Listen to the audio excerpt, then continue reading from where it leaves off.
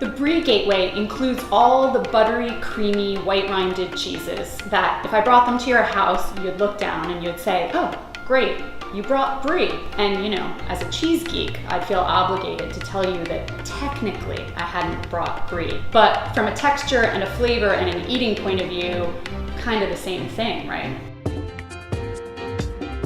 This family includes really well-known cheeses like Brie and Camembert, but it also includes stuff you're not likely to have heard of. Maybe triple creme cheeses or Robiola Cena or Cremant.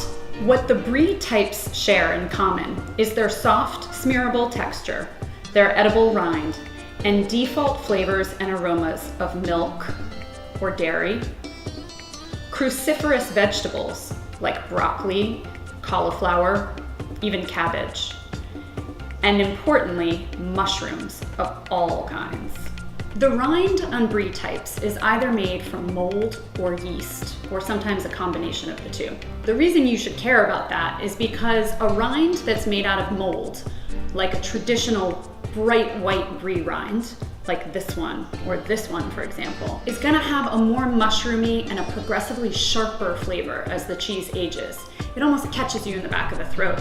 Conversely, rinds that are made out of yeast tend to be yellower in color, and they have a very distinctive, ridged, brainy appearance. Sometimes they literally look like little brains, which can seem sort of odd, but when you see those brainy looking ridges, you're looking at a yeast rind. Those cheeses are gonna be sweeter, breadier, and nuttier in flavor. So if you like something that's a little bit milder, you're probably gonna like those yellowy, brainy rinds better than the bright white Brie rinds. Cheese people call that a Bloomie Rinded cheese. The mold or the yeast is blooming on the outside of a young cheese, and over time, it develops into a thin, soft, edible skin or rind on the outside of the cheese. So if you ever hear that term, that's all we're talking about.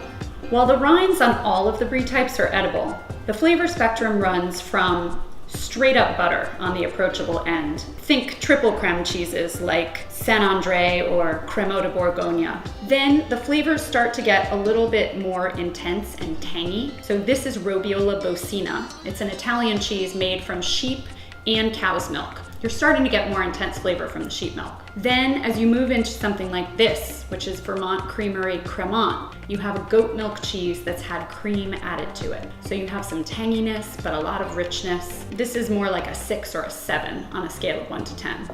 And then finally, you wind up at the intense end of the spectrum, cheeses that are gonna have that really vegetal, broccoli-like stinkiness. This one is called Sanjeok. It's a French cheese that's made sort of like a traditional Camembert de Normandy. But there are other cheeses you can look for like Paul Levesque or Sequatchie Creamery Dancing Fern, which is one of my favorite American cheeses.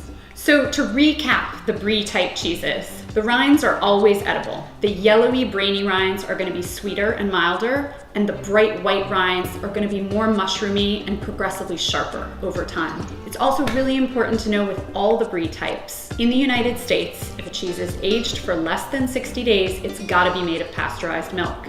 And because these are all buttery, creamy, high moisture cheeses, they're going to be pasteurized. Accordingly, they're gonna have a shorter shelf life. So while these aren't as perishable as fresh cheeses like mozzarella or ricotta, they're the next most perishable style. I generally try to eat these within a week to 10 days of getting them home from the store, at the very most.